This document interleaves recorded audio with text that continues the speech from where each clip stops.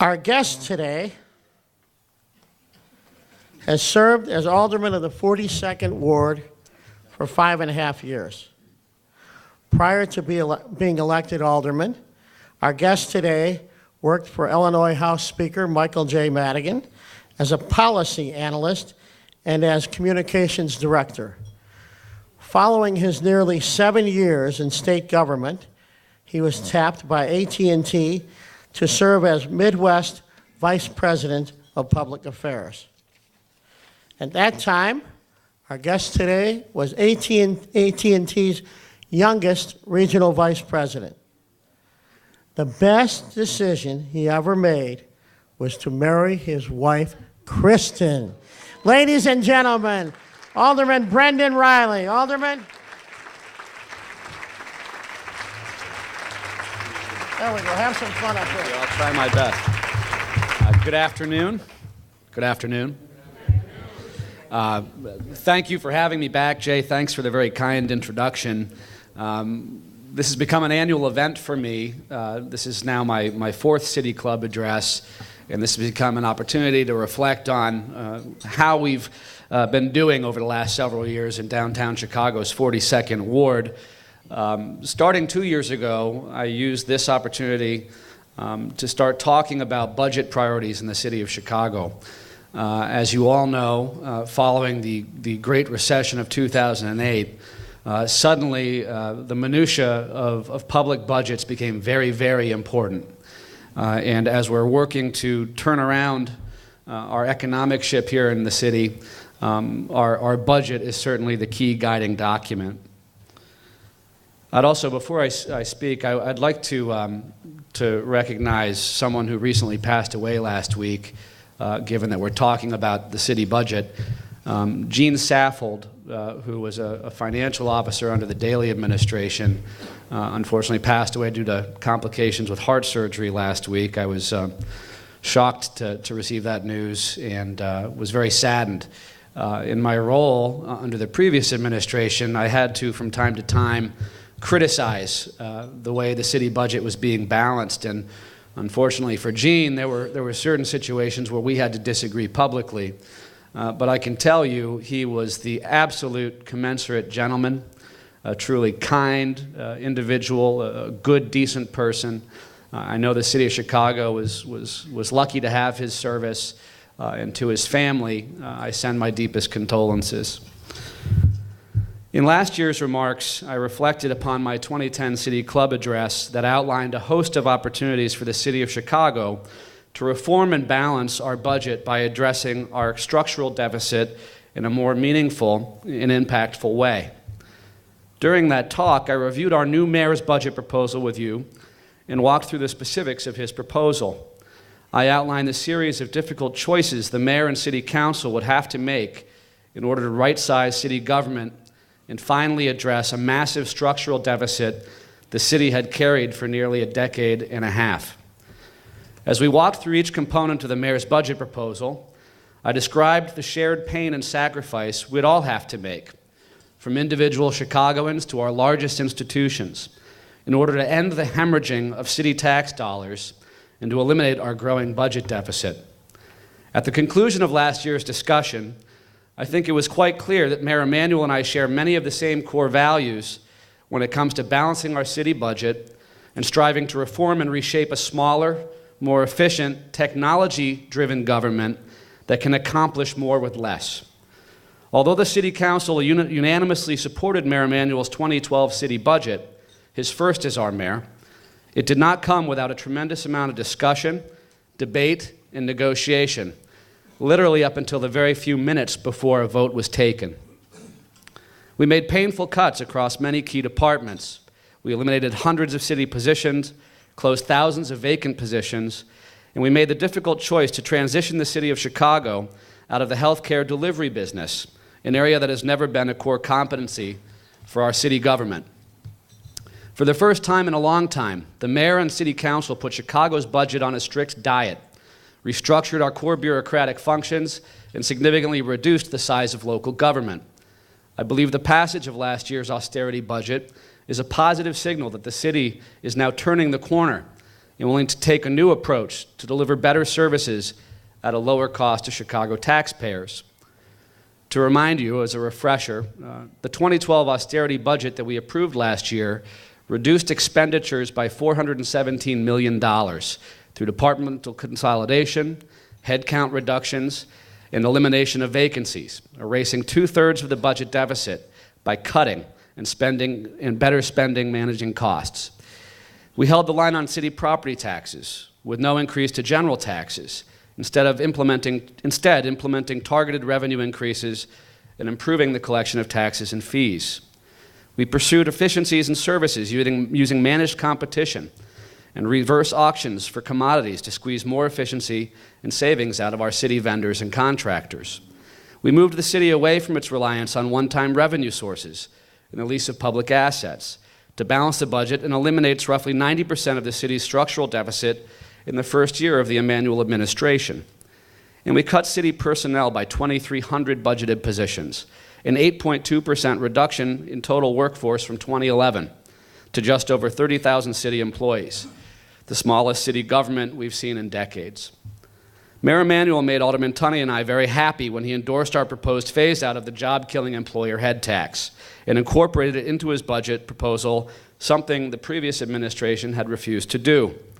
And this year's budget proposal, thanks to Mayor Emanuel, will completely eliminate the employee head tax 1 full year ahead of schedule by the end of 2013. Because the 2013 budget proposal should prove to be less controversial than last year's politically sensitive reforms, I will outline the mayor's current proposal from a 30,000-foot view, and then provide you with an update on the many positive developments and initiatives that are taking place in the Central Business District in downtown Chicago's 42nd Ward. Now, here's where we're going to get into some numbers, and so knowing that, I asked Jay if he would distribute shots of adrenaline. He said no. So make sure you all pour coffee now. We're going to get into some budgets and numbers. Just 4 years ago, the 2008 global economic collapse rocked the very foundation of our nation's economy. And no city was spared the devastating impact of the financial crisis, certainly not the city of Chicago. The Great Recession forced every level of government to make difficult choices in balancing budgets while working hard to stretch dollars to preserve core services. Suddenly, the minutia of budgets mattered more. And more importantly, the way we managed or failed to manage our bottom line was laid bare under a public spotlight. As I mentioned earlier, we made tremendous progress getting the city's finances back under control when we passed Mayor Emanuel's first budget last fall. And judging from this year's budget proposal, it is clear that our work is now beginning to pay off for Chicago taxpayers. By no means are we out of the woods. But our cuts and consolidations, drilling down of expenses, and leveraging of the city's purchasing power to secure greater value from our vendors has allowed the mayor to offer a less painful budget proposal for 2013. This summer, the city budget office forecasted a projected $369 million budget deficit, about half of the $700 million deficit we would be facing this year had we not implemented the tough choices in the 2012 budget debate. Thanks to revenue exceeding projections by $45 million and an additional $26 million in savings, we face a $298 million budget gap, the smallest since the 2008 Great Recession began. This year, the mayor has proposed closing the remaining $298 million deficit through a blend of cost-saving measures, improved debt collection, additional revenue growth, and the limited refinancing of the city's long-term debt. Chicago taxpayers should be relieved that we will be balancing next year's $8.3 billion city budget without raising taxes, any taxes. To quote the mayor in his recent budget address, we will not raise property taxes, we will not raise sales taxes, we will not raise the fuel tax, and we will not raise the amusement tax, but we will cut the employee head tax. And that announcement was music to my ears. Instead, we will work to close the $298 million gap by implementing $67 million of spending reforms and cuts, including $10 million in savings from more aggressive management of city contracts and roughly $6 million in savings via technology reforms. $45 million will be saved in headcount, including $20 million in layoffs, attrition, and sweeping vacant positions, and $5 million in savings thanks to new agreements we've struck with our labor partners. $70 million has been identified in savings for health care, thanks to Mayor Emanuel's citywide employee wellness program and a thorough audit of our city health insurance programs, needs and usage. The administration was able to squeeze substantial savings out of our insurance expenses and health care costs. $24 million in new revenue will be collected through enhanced debt collection initiatives. $40 million will be achieved through refinancing our long-term debt. And $10 million will come through the mayor's new TIF reform policy that dictates the closing or surplus of unused or underperforming TIF districts. And finally, an additional $42 million is projected in revenue growth next year.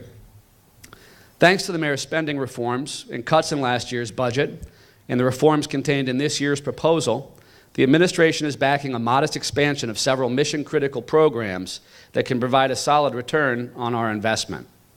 These important investments are focused on providing children with more opportunities to succeed, promoting business growth and job creation, and maintaining safety and quality of life in all of Chicago's neighborhoods. Mayor Emanuel's proposal calls for investing in expanding opportunities for Chicago children to learn and grow, including creating 5,000 additional early childhood education slots, 3,000 new slots for after-school programs, 1,000 additional jobs for youth, and offering 23,000 additional eyeglass exams for children, raising the total to 30,000 children served citywide. The 2013 proposal also expands critical city programs that serve our city's neediest and most vulnerable people by distributing more than 150,000 additional healthy meals at nearly 400 locations throughout Chicago via strategic partnerships between the Department of Family and Support Services, known as DFSS, and local nonprofit food pantries, providing enhanced services at DFSS service centers through partnerships with our city delegate agencies, ensuring more comprehensive services are delivered at much lower costs, and applying savings from these two initiatives to expand domestic violence services to an additional 3,000 victims each year. The mayor's proposal also prioritizes the restoration or expansion of key services that improve the quality of life in our neighborhoods. Finally, expanding recycling citywide by the end of 2013, adding 18 new city crews and funding for much-needed tree trimming and preventive treatment against the emerald ash borer disease, deploying city workers who are on limited duty due to injury to staff new rodent abatement crews, allowing the city to abate nearly 1,800 additional alleys across Chicago next year. And if ever that's incentive to get back to work, I don't know what is. And hiring new elevator and construction site inspectors to address the serious understaffing problems being experienced by a slimmed-down Department of Buildings. The 2013 budget proposal also prioritizes the need to better serve the Chicago business community that is so important to the future, longevity, livability, and success of our great city. We'll be doing that by completely eliminating the anti-job, anti-investment employee head tax by the end of 2013, and establishing a much-needed and long-overdue small business center within the Department of Business Affairs and Consumer Protection that will serve as a one-stop shop to help business owners better navigate city bureaucracy and processes. And finally, the mayor is seeking to maintain public safety staffing levels that keep pace with attrition by providing quarterly classes of police cadets through 2013, expanding surge overtime duty to be available year-round as needed, as opposed to the current policy of only allowing it on weekends during the summer. Reorganizing the CAPS program to decentralize police resources that are currently centralized in headquarters and deploying those assets back to the beat through the local police districts. It is important to note that these investments are only possible thanks to a productive working partnership between the administration and labor unions representing city workers, signing new agreements allowing for more work rule flexibility that will drive future personnel savings. These agreements will save the city $42 million over the next 6 years, which includes an agreement with Union Local 1001. That will save the city $30 million over the next 6 years. Lou Phillips of Local 1001 and his team deserve special recognition for their partnership in this effort. Thank you, Lou. This prudent budgeting will also allow the city to make its second deposit in as many years to our rainy day fund, rather than bleeding it dry, as was done in previous years. This year's $15 million deposit, combined with last year's $20 million contribution, brings our two-year total to $35 million under the Emanuel administration. Although the 2013 budget proposal includes far less pain and sacrifice than last year's budget, which was filled with tough choices, this proposal will be met with criticism from some of my colleagues. I expect criticism to be focused on staffing levels in the Chicago Police Department and advocating for the restoration of some of the more difficult, controversial cuts we were forced to make to other services and city departments. That said, I support the broad strokes set forth in the mayor's 2013 budget proposal and will certainly speak my mind as we review the granular details of each department's budget submission over the next 2 weeks of budget hearings in city council chambers. As the vice chairman of the Committee on Budget and Government Operations, I'll be assisting our Budget Committee Chair, Alderman Carrie Austin, in pushing back on those who wish to reverse our progress by restoring the cuts that helped us to dramatically reduce our structural deficit by more than 50% in just 1 year's time.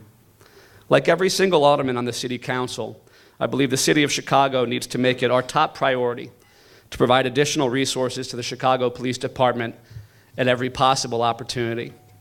I believe Mayor Emanuel made an excellent selection in Police Superintendent Gary McCarthy. Superintendent McCarthy is clearly a cop's cop, a strong leader of personnel, who has an impressive breadth of experience fighting crime and getting results. Look no further than the leadership the superintendent demonstrated and the professionalism displayed by the thousands of men and women of the Chicago Police Department during this year's NATO summit in Chicago. From top to bottom, the department did excellent work, and their conduct did our city proud. Despite noteworthy improvements in the city's overall crime rate in several key areas, our headlines continue to be dominated with the news of tragic shootings and homicides, something that worries every Chicagoan, regardless of where you live. It is reassuring to know the administration is committing to guaranteeing the CPD will remain at full strength at all times. And I'm glad CPD will be increasing the regularity of promotions and is planning to administer its first sergeant's exam in over 6 years. This should help to improve sagging morale among rank-and-file police officers. Mayor Emanuel and Superintendent McCarthy are firmly committed to finding new ways to maximize the number of officers on the beat and stretched police department resources in order to drive down the number of shootings and homicides in Chicago. The City Council supports these efforts. As someone who is all too aware of the city's current financial limitations, I know why the mayor's budget cannot call for the hiring of hundreds of new officers above and beyond the current rate of attrition. That said, I'm committed to working with my colleagues who are pushing to add more officers to next year's budget, and will dedicate myself to scouring every inch of the 2013 budget proposal to identify any additional cost savings and reforms that could shift funding and increase force levels in the police department. Over the next 2 weeks, in fact starting tomorrow at 10 a.m. sharp, I'll be reviewing each department's budget submission line item by line item to identify additional cuts that could free up more dollars to put as many additional cops on the beat as possible. Every neighborhood benefits when we deploy more cops to the beat and we increase our police visibility in our neighborhoods. And once we balance next year's city budget, the mayor and the city council must immediately turn our full attention to pressing the state for significant reforms to our public employee pension systems. When compared to the looming pension crisis,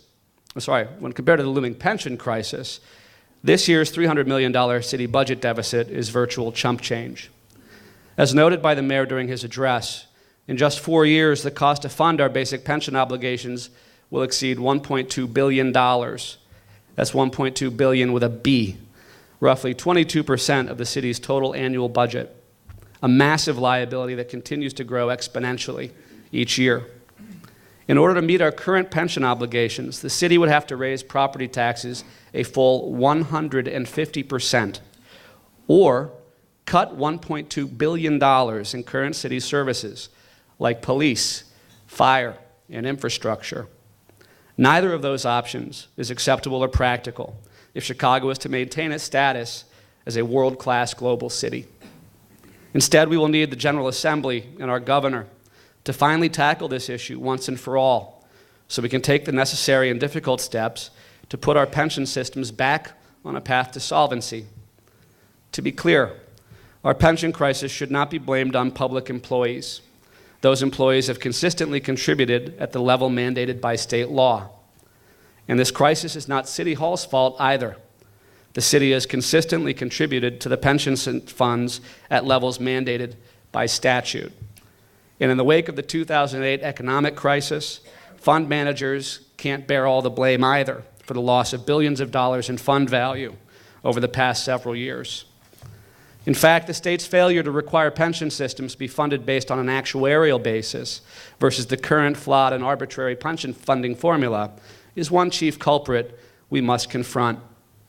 The impending retirement of baby boomer employees, one of our larger employee groups at the City of Chicago, will place an additional pressure on the system. Unrealistic and overly generous pension benefits that are financially unsustainable are another major contributing factor, and the list goes on and on. Regardless of how we got to this place, here we are, and we no longer have the luxury of ignoring the real prospect that without dramatic changes, our pension systems will not be able to provide the benefits expected by our retirees within 10 years. Some blend of shared pain will be necessary to address our pension crisis, and every potential option must be considered. It is also important that all parties that are affected by this crisis, especially organized labor, be invited to the table to offer real solutions and potential reforms. And as we press for pension reform in Springfield, the city must renew its effort to gain increased state support for Chicago's underfunded annual marketing budget for convention and tourism promotion. We all know Chicago produces the lion's share of the state's annual revenue. One major source of Chicago's revenue is derived from the convention, tourism, and hospitality industries. Like Mayor Daley, Rahm Emanuel is a passionate and effective booster for Chicago's convention and tourism economy. He understands that promoting tourism is a key investment that drives creation of new jobs in the hotel and hospitality industries, as well as the associated service industries that support them. Unfortunately, Chicago's two national competitors, Las Vegas and Orlando, have marketing budgets that dwarf our modest allocation. In fact, Las Vegas has an advertising budget that exceeds ours by nearly 10 times over. We must do better. It is my hope that the state of Illinois will consider creating a new initiative that commits matching dollars against private dollars to help better support convention and tourism marketing here. The economic multiplier associated with a stronger Chicago tourism economy provides a strong return on investment. Just ask Vegas and Orlando. And as we continue to make progress stabilizing our city budget, and we work to reform our pension systems, we must also continue to identify opportunities to invest in Chicago's future competitiveness on the national and international stage. In 2008, I was pleased to join Mayor Daley as co-chair of the Chicago Riverwalk Committee. This committee was an impressive group of business and civic leaders tasked with helping design, and more importantly, fund improvements to deliver a new tourism destination along the Chicago River. I'm glad Mayor Emanuel recognizes the Chicago Riverwalk as a smart investment in our future, building upon the success of Navy Pier and Millennium Park as two of the most popular tourism draws in the entire state.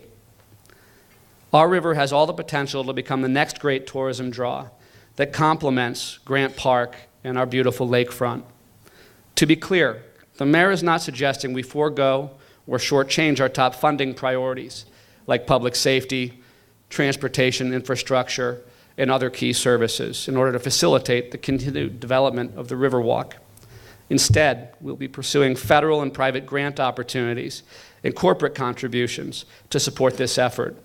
Professionally managed city concessions are also necessary to raise the aesthetic of the highly visible Riverwalk and help select and support top quality concessionaires who truly represent the very best Chicago's neighborhoods have to offer tourists and visitors. I am committed to working with the mayor to ensure the Riverwalk evolves into one of the city's most valuable assets and sources of revenue, programming a diverse mix of retail, hospitality, cultural, and open space destinations will attract Chicago families and visitors alike for many years to come. For those of you reluctant to trust recent forecasts that indicate the city's economic condition is improving, you can see evidence of this recovery in each of the 42nd Ward's vibrant downtown neighborhoods. In the heart of the Loop, one of our most important commercial corridors, State Street, is bustling with new retail activity in the weekly opening of new retail outlets and urban retail flagships, like the new Walgreens flagship on Randolph Street, the Super Target in the Sullivan Center, the new Burlington Coat Factory flagship on State Street, and a number of exciting new tenants that are moving into Block 37. The once stalled Waterview Tower, also known as the Shangri-La, at Wacker and Clark, was once a monument to the 2008 economic collapse. In the next few months, construction will resume to complete a slightly smaller tower, repurposed for luxury rental units and retail space. Streeterville and the Magnificent Mile are also experiencing welcome increase in new economic investment and job creation. Over the past year, new retail space in the new Ritz-Carlton residences, formerly the Farwell Building, the redevelopment of the old Burberry store into an architectural and international flagship, the opening of AT&T's one-of-a-kind experience store, and the repositioning and retenanting of the Wrigley buildings are just a handful of the many positive developments we're seeing on the Mag Mile. The Gold Coast is also undergoing a transformation for the better. Oak Street will soon be returned to its former glory as Chicago's luxury boutique destination, once the former Esquire Theater site's adaptive reuse is complete, finally filling the mid-block hole along this important internationally renowned shopping corridor. The former Esquire site will house some of the most prominent luxury brands on earth and will become home to one of Chicago's newest fine dining experiences, Del Frisco's Steakhouse. Just around the corner on Rush Street, many tired old storefronts and worn-down retail buildings are being rehabbed and converted into attractive, vibrant new shops. These are positive changes that are helping to refresh and revitalize our important Rush Street corridor with an exciting mix of boutiques and new restaurants. The fast-growing Lakeshore East, New East Side community that rests south of the river and east of Michigan Avenue is also drawing increased interest from retailers, restaurants, high-end grocers, and even a new private school. Excellent restaurants like Three Forks are thriving, and the Mariano Market is enjoying great success. GEMS Lakefront Academy will be starting construction in the coming months, and soon will offer another educational option for Chicago families K through 12. West of the Chicago River, the Fulton River District is drawing an exciting mix of new development and hot new hospitality destinations. The River Point development at Canal and Lake Street calls for the construction of a 50-story commercial building over the unsightly railroad tracks that lead to Union Station, and will deliver a new Riverwalk extension and a beautiful 1.5-acre public park amenity for neighborhood residents that decks over these railroad tracks. Fifield Development is currently in the process of constructing yet another residential tower at Kinsey and Des Plaines, K2, improving a once ugly surface parking lot, delivering high-end residential units to the growing neighborhood. And here in River North, I've been busy meeting each week with dozens of new business owners, startup companies, restaurateurs, gallery owners, and residential and hotel developers. This neighborhood is absolutely on fire, and the cranes and new storefronts under construction is proof of the River North boom. Friedman Properties and White Lodging are nearing the completion of a 3-hotel property located at Clark and Grand, a project that will create hundreds of new well-paying jobs in the heart of River North. Just down the street at Clark and Hubbard, Friedman and Amley are partnering to construct a 50-story luxury rental tower. The once mothballed, half-constructed Spring Hill Suites at LaSalle and Huron, another casualty of 2008, will also begin moving forward under new ownership and a new business plan before the end of 2012. Habitat is busy with its own residential high-rise project underway by East Bank Club at 360 West Hubbard Street, approved years ago, but delayed by the precarious real estate market and the scarcity of investment capital over the recent years. The Merchandise Mart is also experiencing its own revival. Old showroom floors are being replaced with cool new space for high-tech tenants like Google Mobility, adding 2,300 new jobs to Chicago. In 1871, the new high-tech Center for Innovation and Collaboration And I'd encourage people who have not yet visited 1871 to make sure you go and visit. After a tour of that space, you can't help but be optimistic about Chicago's prospects. About a month ago, I was given a tour by Kevin Willer of the Entrepreneurial Center and could not believe the incredible activity in this massive space. It's not an incubator. It's more like a collaboration germinator where you have lots of really smart kids developing cutting-edge applications, but being able to draw from each other's experience and knowledge to do their thing better. There are educational opportunities in this space. Each of the state's major universities has a presence at 1871. And we're also seeing 1871 providing expert mentoring from those who've already accomplished great things in the tech sector. This is a phenomenal new development for the city of Chicago. We should be keeping those people who are driving technology in our local institutions here in Illinois rather than sending them off to Silicon Valley. 1871 is an exciting initiative along those lines. There's also an incredible hospitality success story to be told along the Hubbard and Kinsey Street corridors that run between Michigan Avenue on the east and Wells Street on the west. When I was elected in 2007, I was met by a flurry of applications by restaurants and bars to get new liquor licenses. And they were looking all over downtown Chicago. Where can we open up our bars and restaurants? And while I can't dictate where people open their businesses, I can nudge and cajole and suggest. And at the time, Hubbard and Kinsey seemed like the most appropriate quarters to encourage this type of activity. As we all know, Division Street is a wonderful tourism destination, but was pretty much built out to the maximum, likewise Rush Street. And so in scanning downtown Chicago for residential density, we determined that Hubbard and Kinsey were an excellent place to encourage future growth in the hospitality sector. Well, if you go out there today, you'll see we did a really good job. We have incredible hospitality density on those two quarters to the point now where we have to encourage people to look at other locations nearby. And we've been promoting a couple of additional quarters for exactly that purpose.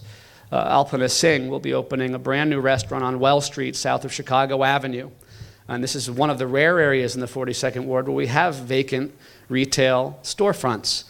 This should be the next location for our restaurant boom in River North. As the guy with a weekly calendar filled with ribbon cuttings and grand opening events, I can assure you the downtown economy is not only on the mend, but attracting tremendous investment and growth. But just as I'm working to cajole these business owners to consider new corridors for their businesses in downtown, to help spread that growth across downtown Chicago, it is important for the mayor and city council to take a similar approach on a citywide basis. While it is excellent news that the Central Business District, the 42nd Ward, is now on a path to recovery, we must focus more effort on extending that growth and investment deeper into our neighborhood wards. Again, when a major retailer or a restaurant chain or even a fast food chain comes in to visit with me at City Hall, invariably the subject of support for business on the city council comes up. And in some cases, certain restaurant operations that may have controversial national issues which I will not name here, Chick-fil-A, expressed a genuine interest in wanting to reach out to each of the 50 members of the city council. And they asked, well, what's the best way to go about doing that? And like I've told the Chamber of Commerce and other business groups, the best way to do that is to build stakeholders in every community. And the way you build stakeholders in every community is you open businesses in every ward. It's one thing to have a vibrant downtown Chicago, but downtown Chicago sees the trouble being experienced in our struggling wards and neighborhoods. We need to give our children hope. We need to show folks that near their home, near their front porch, there are job opportunities. There are positions to aspire to beyond drug dealing or gang banging, or coming downtown and robbing people of their cell phones. That's got to be our primary mission over the next 4 years, while concurrently getting our budget under control and reforming our public pension systems. Despite our budget challenges and a looming pension crisis, I remain bullish on Chicago and genuinely optimistic that, with a renewed city focus on neighborhood investment, the positive activity we're seeing in the 42nd Ward will soon extend further into our neighborhoods. I commend Mayor Emanuel for his tenacity and focus in helping our great city weather this economic storm. I have embraced my role as Vice Chair of the Budget Committee, working with the Mayor and Chairman Austin to restore fiscal accountability at City Hall. Over the next several weeks, I look forward to working with the Mayor and my colleagues in the City Council to pass a responsible budget that ensures the City of Chicago is well positioned to compete on the national and global stage for new jobs, new investment, and prosperity for many years to come in the future. And I look forward to working with all of you in this room as I continue to serve all downtown stakeholders, not only my voting constituents, but also the nearly 22,000 businesses that call downtown Chicago's 42nd Ward home. Thank you very much for having me here today. I'd be happy to answer any questions.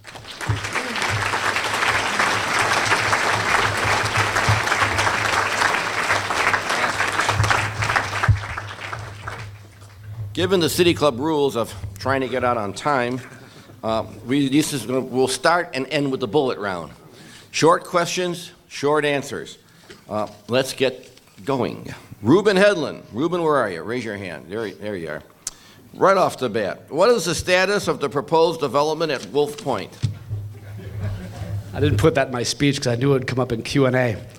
I think everyone here is familiar with Wolf Point. It's the undeveloped parking lot that is immediately south of the Holiday Inn Merchandise Mart. As has been noted in recent media reports, this is a controversial real estate development proposal, like just about every real estate development proposal in downtown Chicago has been. Look, I can appreciate where the opponents are coming from. There are a number of folks who will be, unfortunately, losing some really beautiful views, and I'm sympathetic to that degree. When my wife and I bought our condominium, the first thing that I did was check the zoning right outside our window. And even after I noticed that someone could build a really tall building there, we bought it anyway. But unfortunately, there are some folks who bought into buildings along the river that were not aware of the very high-density zoning that exists on the site today. So my purpose is to find a way to allow for the future development of this site while doing my job. My responsibility is to make sure that the site functions at a high level. That's not only good for the developer, but it's absolutely critical for the surrounding neighborhood. So over the last several weeks, I've been spending a tremendous amount of time with CDOT engineers and neighborhood stakeholders and the development team to work through these key issues on our punch list to get to hopefully a green light. I expect that we'll be announcing another community meeting in the next few weeks. My purpose is trying to get some consensus where we can and deliver a better project at the end of that process. But thank you for the question. Remember, short answers. I'm filibustering. It's okay. That's your mulligan. All right. From Joy Saxon, Board of Governors, are there more areas, in your opinion, that could be privatized? Yes. You can make a set. I'm just kidding. Well, that's something the budget team is actually working on right now. I think that one of the great success stories that we've seen just in the last year under Mayor Emanuel was having city streets and sanitation crews competing directly against private sector waste haulers. One of the great benefits of that competition was that it was once, I think, an unacceptably high absentee rate in streets and sanitation was close to a virtual 100% attendance rate under that competition. And I think that the budget office and the mayor have acknowledged that that kind of program has paid great benefits. Again, we're working through collective bargaining agreements right now, but I think wherever there's an opportunity to privatize, the city needs to take a good look. So long as we get a better value and comparable or better service than we can get from a public employee, because we are very blessed to have some very talented and hardworking city employees. Jerry, is that Lozer, Winston and Strong. You could take a couple of sentences for this one. Are we developing a crime problem on the near north side? I love the word developing because when you're, keeps with the theme. Go ahead. No, I don't believe we're developing a crime problem on the near north side. I do think, though, we are confronted with a perception problem related to crime on the near north side. The bottom line is perception is reality. We can throw around all sorts of police statistics that show that various crime rates are dropping. But if people don't feel safe walking down the street or spending time in a park in their neighborhood, then we have a problem. The last 2 years, especially at the beginning of the summer season, we've had real struggles managing large groups of teenagers that come downtown looking for trouble, either through major and flash mob-like shoplifting excursions to the stealing of iPhones on buses and trains. We've had some people assaulted downtown when the lakefront trail closes down and the cops are shifting the kids off the beaches. A lot of them like to spend time walking through the neighborhoods looking for trouble. And we've had a lot of very serious discussions with the 18th and 1st Police Districts who do fantastic work with limited resources. And you've seen, I think, in the last several months, a dramatic increase in the visibility of police officers, not only on Michigan Avenue, but on those side streets that abut the lakefront trail. And it's made a difference. And I want to thank the commanders of both districts for all of that attention. We do not have the magic solution for this issue. Certainly, as I mentioned in my remarks, I'd love to add some more police officers to supplement the great men and women we have out there today. I think another really important and successful strategy is getting more bike cops deployed downtown. Getting cops out of squads and onto bikes is fantastic. We'll never return to the days of the true walking beat cop, but a bike patrol officer is the next best thing. They can hear things that you can't hear when your window's rolled up in a squad rolling through a neighborhood. They can get through alleys much more efficiently. And they can get into the nooks and crannies where a lot of the crime downtown is being committed. And so that's been my request of the police department and something I plan to hammer home during this week's budget discussions. This is a smart investment that I think has real good return on investment. Right. Give you another softball. This is from, you know that's not going to happen. John Hammerschlag.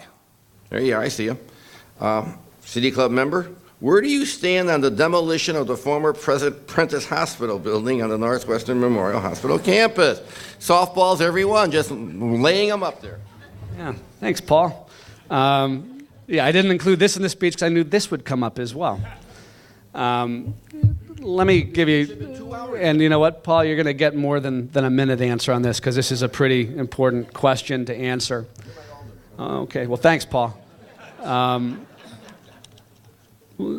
Since I was elected in 2007, there have been a number of highly controversial demolition proposals downtown, where either a private developer or a large institution is looking to repurpose the site and take down what many consider to be an historically significant building.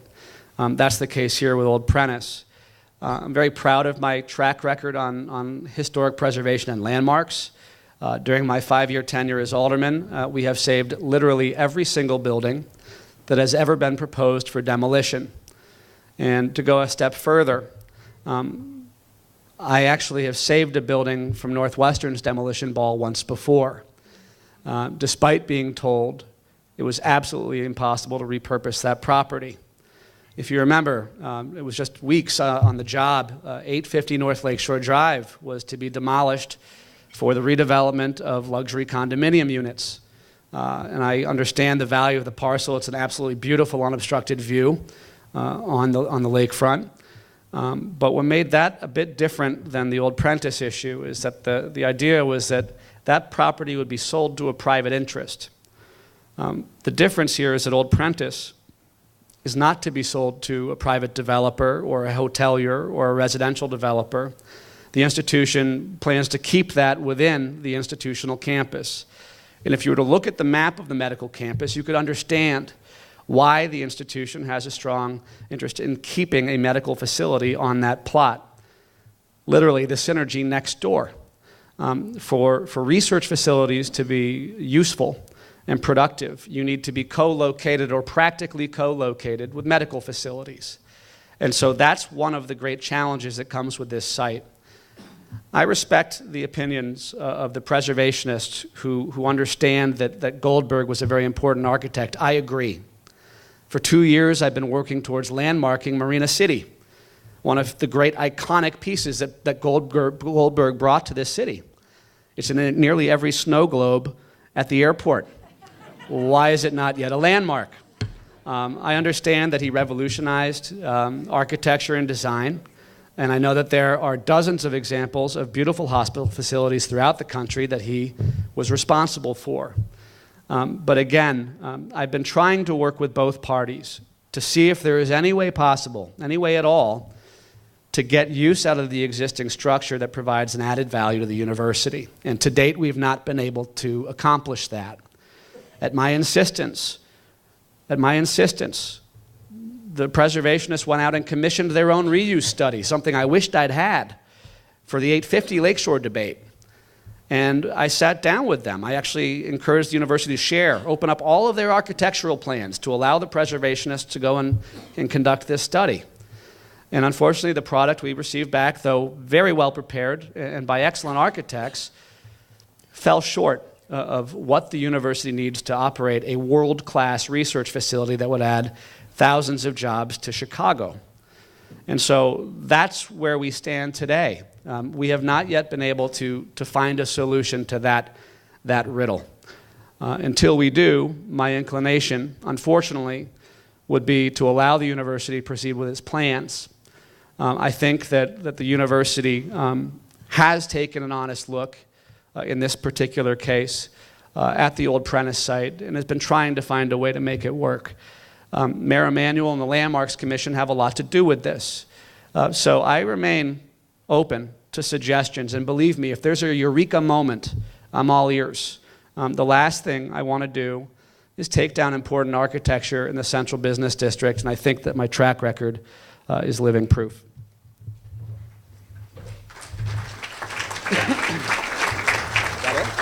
One more. I apologize to all these questions, but that one should be answered, and I'm glad you just said what you said, because my wife works at Northwestern Hospital and be all over you if she was here. This is the City Club. You got to, primo veritas. Truth be first for all of you non-Latin scholars. Scott. So we'll close with another easy one. Mark Weiermuller. Mark, who was, where are you, Mark? All right, man, he actually saw me moderate the Walsh-Duckworth debate, though he didn't in any way volunteer for security. Here's the question. Pensions. Would you support defined benefits with IRAs and 401ks for new city employees? Make fun of me, will you? I think that all options should be considered in the mix. And I think that what the final menu is should be the byproduct of a broad dialogue, not only among city council members and the mayor's office, but also our partners in labor.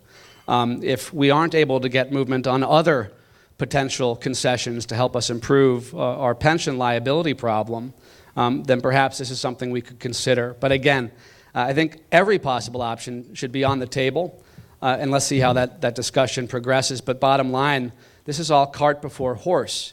We still need the General Assembly and the governor to act. Without that action, the city council and the mayor cannot do these things. And so I think every local government in Illinois is looking for some real activity this year. And I hope that with a strong lobbying effort among my colleagues, with our friends in the State House and State Senate, we can get that going. But look, I'm open to anything that'll help solve the problem. I've detailed, I think, painfully, the consequences if we don't do something now. 10 years isn't that far away. And for those people who've put in 20, 30 years of honest service to the state or the city, we owe it to those folks to make sure that they have a benefit that they can retire on and have at least a modest quality of life in their retirement years. So thank you for the question, but I'll try anything that helps us stabilize the pension system. Thank you very much for having me.